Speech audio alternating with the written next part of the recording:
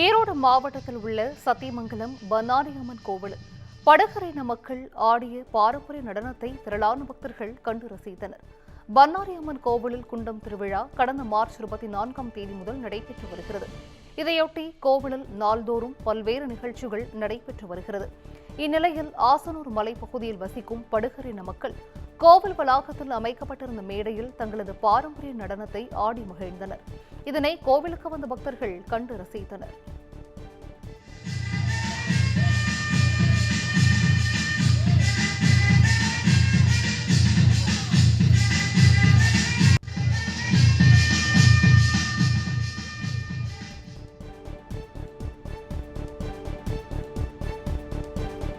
தஞ்சை மாவட்டம் சோழபுரம் வீரனார் கோவிலில் 100க்கும் மேற்பட்ட பெண்கள் பொங்கல் வைத்து வழிபாடு செய்தனர்.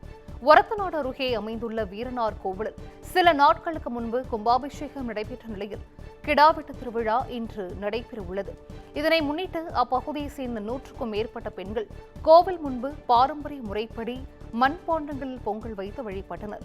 இன்று நடைபெறும் கிடாவெட்டு திருவிழாவில் கோனூர் நாட்டை சேர்ந்த 32 கிராம மக்கள் நேர்த்திக் கடனாக வழங்கிய 200க்கும் மேற்பட்ட ஆடுகள் வெட்டப்பட்டு 8000 பேருக்கு விருந்து வைக்கப்பட உள்ளது.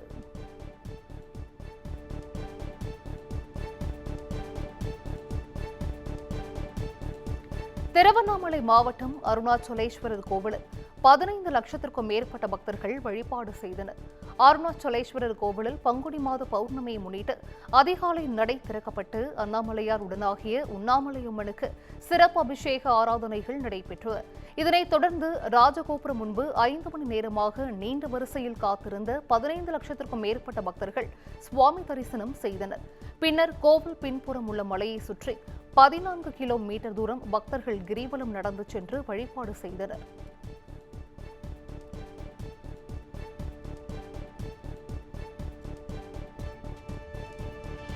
நாமக்கல் மாவட்டம் திருச்செங்கோட்டில் பட்டா மாறுதலுக்கு 9,000 ரூபாய் லஞ்சம் வாங்கிய சர்வேயரை லஞ்ச ஒழிப்பு போலீசார் கைது செய்தனர். முகமதியர் தெருவைச் சேர்ந்த விஜயகுமார் என்பவர் தனது கணவர் கார்த்தி பெயரில் உள்ள கூட்டு பட்டாவை தனிநபர் பட்டாவாக மாற்றி தர சர்வேயர் பூபதியை நாடியிருக்கிறார். அப்போது பூபதி 9,000 ரூபாய் லஞ்சமாக கேட்டுள்ளார். இதுகுறித்து விஜயகுமாரி லஞ்ச ஒழிப்பு போலீசாரிடம் புகார் தெரிவித்தார். இதனைத் தொடர்ந்து போலீசாரின் அறிவுறுத்தல்படி ரசாயனம் தடவிய 9,000 ரூபாய் நோட்டுகளை பூபதியிடம் விஜயகுமாரி வழங்கினார். அப்போது அங்கு மறைந்து நின்றிருந்த லஞ்ச ஒழிப்பு போலீசார் பூபதியை கையும் களவுமாக கைது செய்தனர்.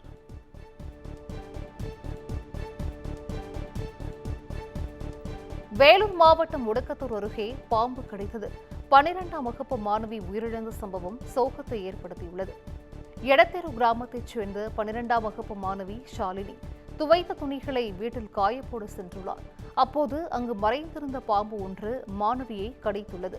இதனால் வலியால் அலறி துடித்த மாணவியை பெற்றோர் மீட்டு வேலூர் மருத்துவமனையில் அனுமதித்துள்ளனர். அங்கு பரிசோதித்த மருத்துவர்கள் மாணவி ஏற்கனவே உயிரிழந்து விட்டதாக தெரிவித்துள்ளனர். தகவல் அறிந்த போலீசார் மாணவியின் உடலை கைப்பற்றி பிரேத பரிசோதனைக்காக அனுப்பி வைத்து விசாரணை மேற்கொண்டு வருகின்றனர்.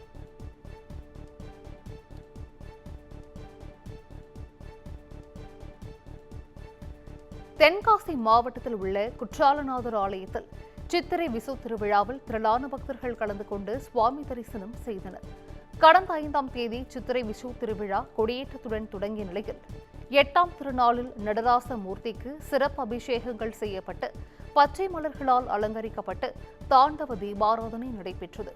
தொடர்ந்து 10ஆம் திருநாளான நாளை விஷு தீர்த்த வாரியும் நடைபெறவுள்ளது.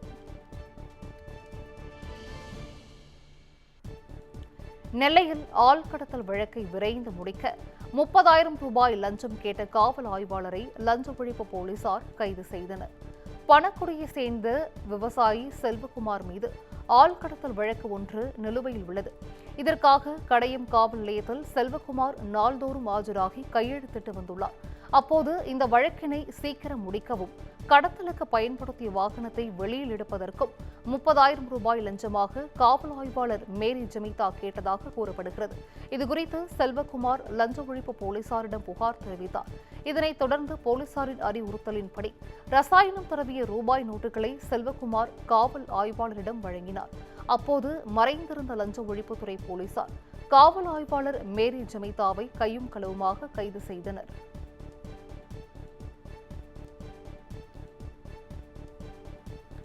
சேலம் மாவட்டம் தலைவாசல் அருகே சூறைக்காற்றால் 500 ஏக்கர் மக்காச்சோள பயிர்கள் சேதமடைந்ததால் விவசாயிகள் கவலையடைந்துள்ளனர்.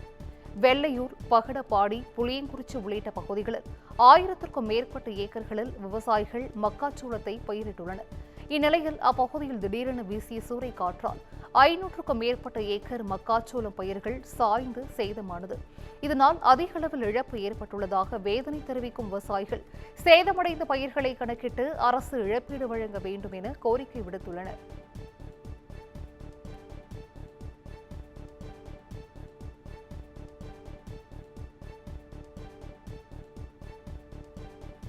தென்காசி மாவட்டம் கடையநல்லூரில் கோவில் நிலத்தில் உள்ள ஆக்கிரமிப்புகளை அகற்ற எதிர்ப்பு தெரிவித்து பொதுமக்கள் போராட்டத்தில் ஈடுபட்டதால் பரபரப்பு ஏற்பட்டது. அண்ணாமலையார் கோவிலுக்கு சொந்தமான 3.93 ஏக்கர் நிலத்தை சில நபர்கள் கிரைய ஆவணம் மூலம் விற்பனை செய்ததாக கடந்த 2000 வருடம் கோவில் அறங்காவலர் குழு தலைவர் சார்பில் உயர்நீதிமன்றத்தில் வழக்கு தொடரப்பட்டது. இந்த வழக்கு விசாரணைக்கு வந்தபோது அந்த இடத்தில் ஒரு பள்ளிவாசல் மற்றும் 70 பேர் வீடு கட்டி வசித்து வருவது தெரியவந்துள்ளது. இதனைத் தொடர்ந்து கோவில் நிலத்தில் உள்ள ஆக்கிரமிப்புகளை அகற்ற நீதிமன்றம் உத்தரவு பிறப்பித்த நிலையில் அறநிலையத்துறை சார்பில் கோவில் நிலத்தில் உள்ள வீடுகளை அகற்ற கோரி நோட்டீஸ் விநியோகிக்கப்பட்டது. இதற்கு எதிர்ப்பு தெரிவித்து அப்பகுதியைச் சேர்ந்த ஏராளமான பெண்கள் பள்ளிவாசல் முன்பு அமர்ந்து போராட்டத்தில் ஈடுபட்டனர். தகவல் அறிந்து வந்த போலீசார் பேச்சுவார்த்தை நடத்தியதைத் தொடர்ந்து கலைந்து சென்றனர்.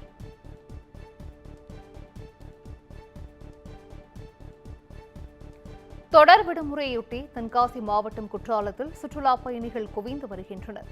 வார விடுமுறை மற்றும் தமிழ் புத்தாண்டு விடுமுறையை முன்னிட்டு குற்றால அருவிகளை நோக்கி சுற்றுலா பயணிகள் படையெடுக்க தொடங்கியுள்ளனர். ஆர்ப்பரித்து கொட்டும் அருவி நீரில் சுற்றுலா பயணிகள் நீண்ட வரிசையில் காத்திருந்து உற்சாக குளித்து மகிழ்ந்து வருகின்றனர். சுற்றுலா பயணிகளின் வருகை அதிகரித்துள்ளதால் மெயின் அருவி, ஐந்தருவி, பழைய குற்றால அருவி உள்ளிட்ட அருவிகளில் கூடுதல் போலீசார் பாதுகாப்பு பணியில் ஈடுபட்டுள்ளனர்.